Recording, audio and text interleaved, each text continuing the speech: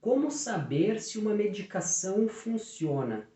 Como saber o que é melhor para tratar uma determinada doença? Nesse vídeo você vai conhecer os ensaios clínicos randomizados e entender como eles funcionam. Olá, eu sou o médico veterinário e você está no canal Saúde Animal por Bruno Branco. No vídeo anterior, nós conversamos sobre os diversos tipos de metodologias que podem ser utilizadas nos trabalhos científicos. Caso você não tenha assistido, vale a pena conferir esse vídeo que está bem legal e você vai entender as diferenças entre as principais metodologias utilizadas nos artigos científicos. Eu comentei no vídeo anterior que os ensaios clínicos randomizados oferecem o maior e mais confiável nível de evidência científica. Então vamos entender como eles funcionam. Eu vou explicar com um exemplo porque fica mais fácil.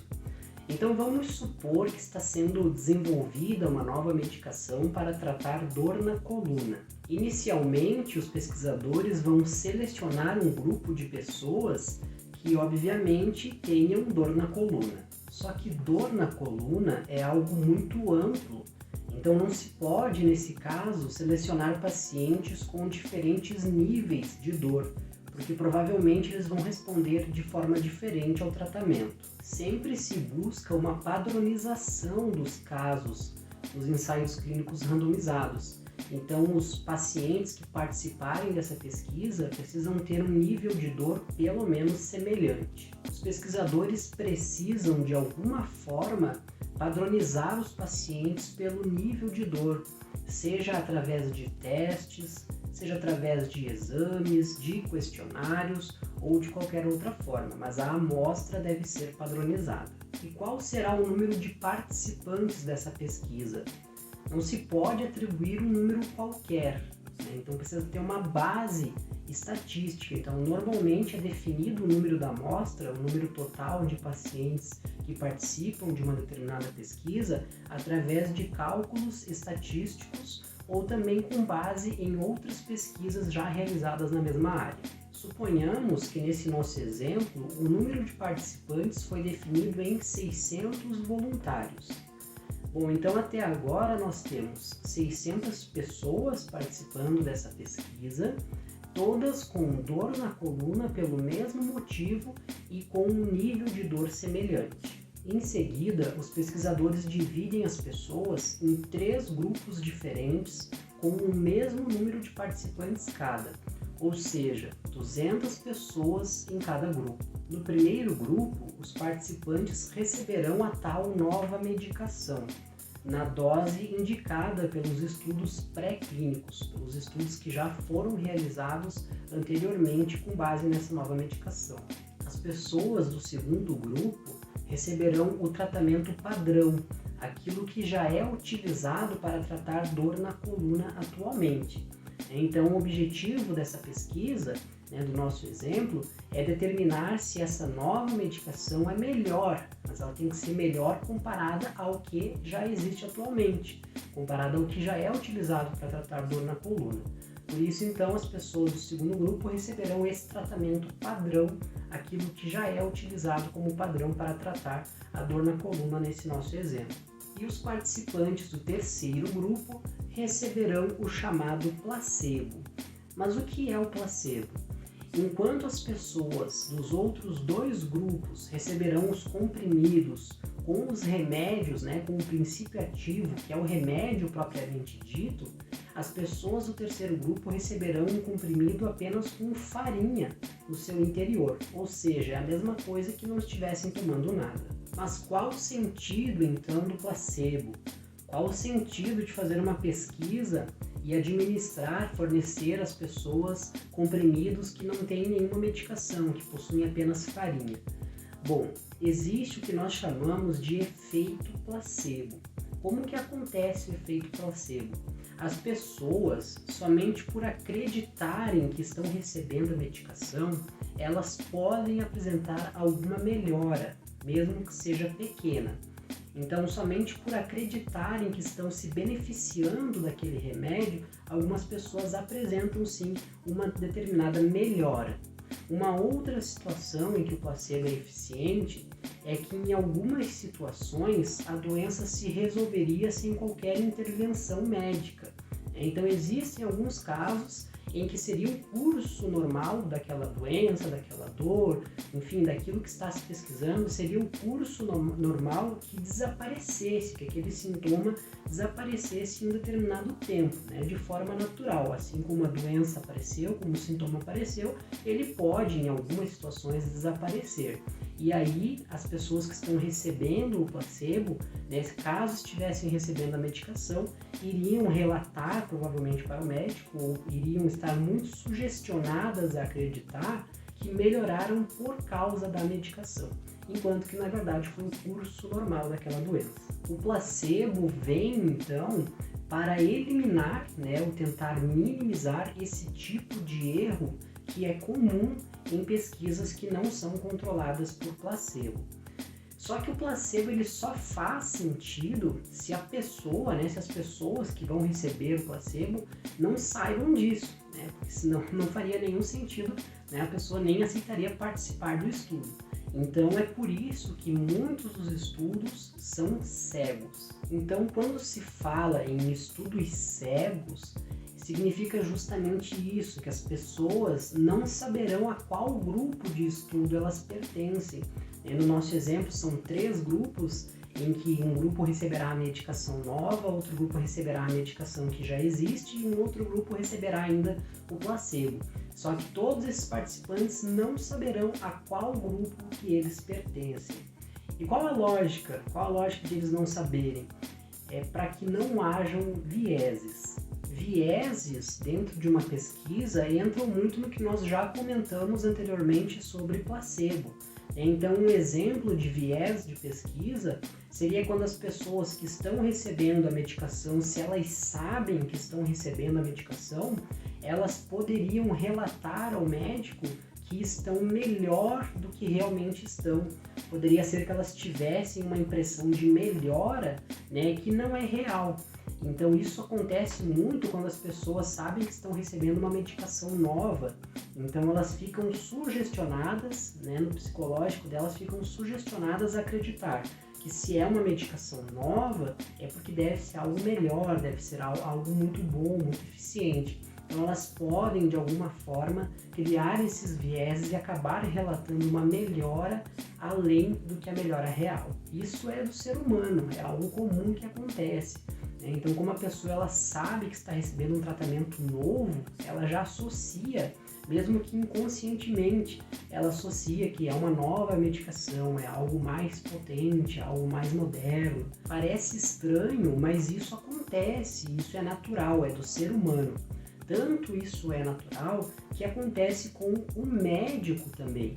Então, o médico que está avaliando, o médico pesquisador que está avaliando esses pacientes dessa nossa pesquisa, desse nosso exemplo, ele pode também fazer uma análise de forma tendenciosa, né? Se ele sabe que ele está avaliando naquele momento o paciente que recebeu o novo tratamento, pode ser que de uma forma inconsciente ele acabe, né, pontuando de formas diferentes, né, e sendo tendencioso, avaliando diferente pessoas de grupos diferentes, enquanto que ele deveria avaliar por igual. Então, se o tratamento é cego para o paciente, ou seja, se o paciente não sabe qual tratamento está recebendo, nada mais justo que ele seja cego também ao avaliador, ao pesquisador que vai acompanhar aquele paciente, que vai avaliar aquele paciente ao longo do estudo. É por isso que os melhores estudos, os melhores trabalhos, os melhores artigos científicos, eles possuem essa metodologia que nós chamamos de ensaio clínico randomizado duplo cego.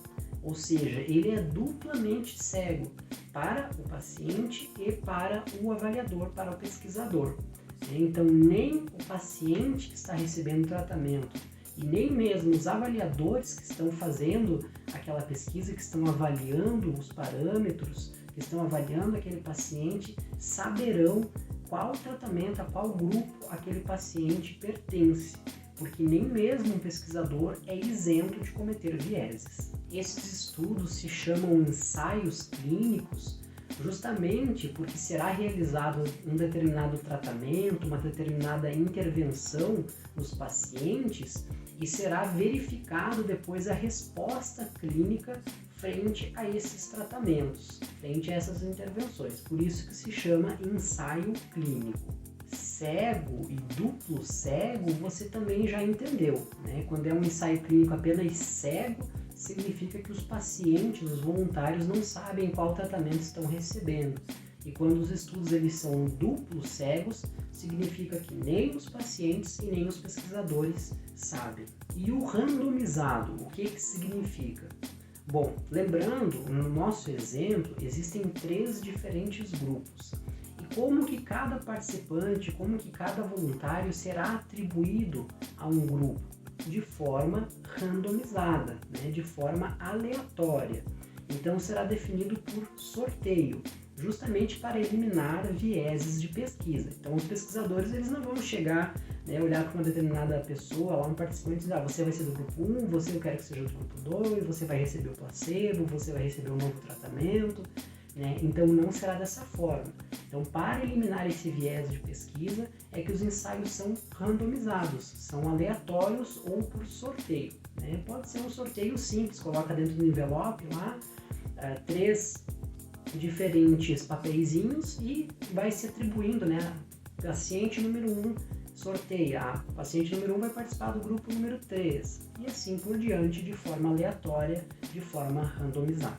Ao final de tudo isso, após fazerem diversas avaliações, anotarem vários parâmetros, obter várias informações de cada grupo, os cientistas vão comparar, vão conflitar essas informações entre os grupos. Todos esses dados eles serão comparados em computadores, né? Então todas as informações obtidas lá da pesquisa, elas serão jogadas dentro de um computador e lá no computador elas serão processadas através de um software estatístico.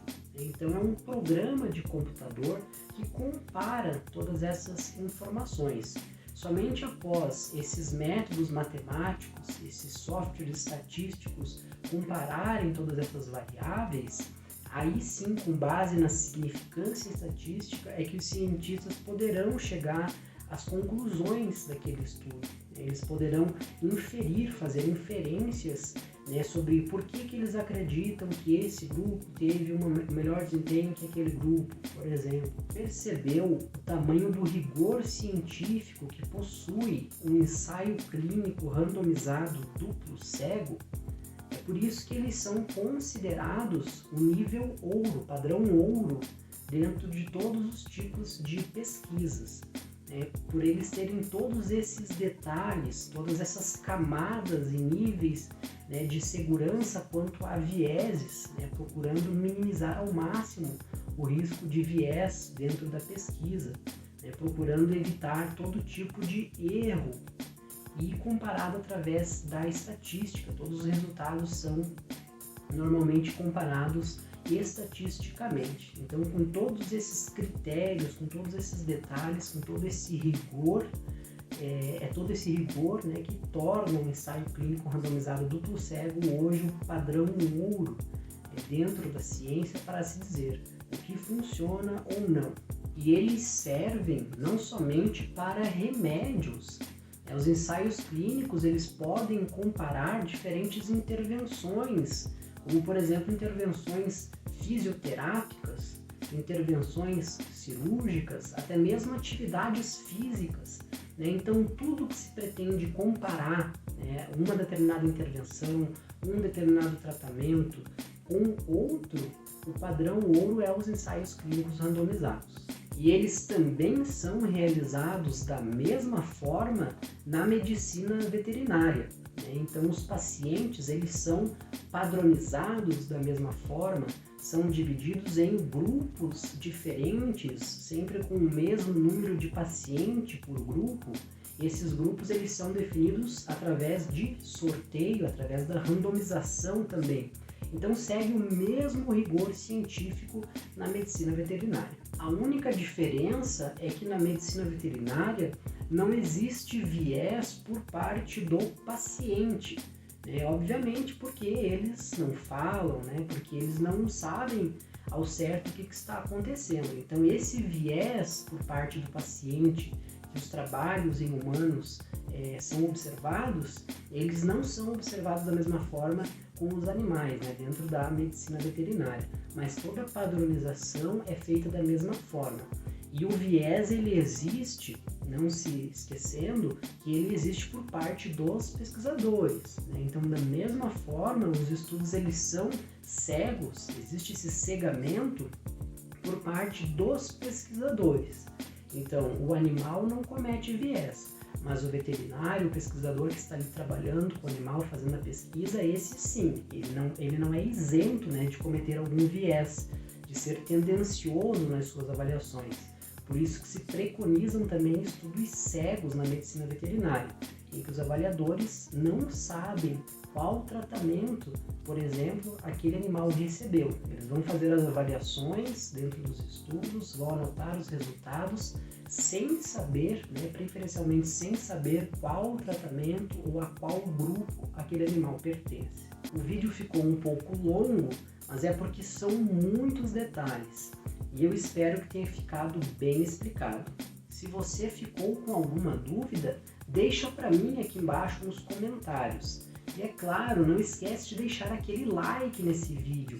Deixa já o seu like, curta esse vídeo, porque dá bastante trabalho em preparar esses vídeos para você. E me ajuda a compartilhar esse vídeo.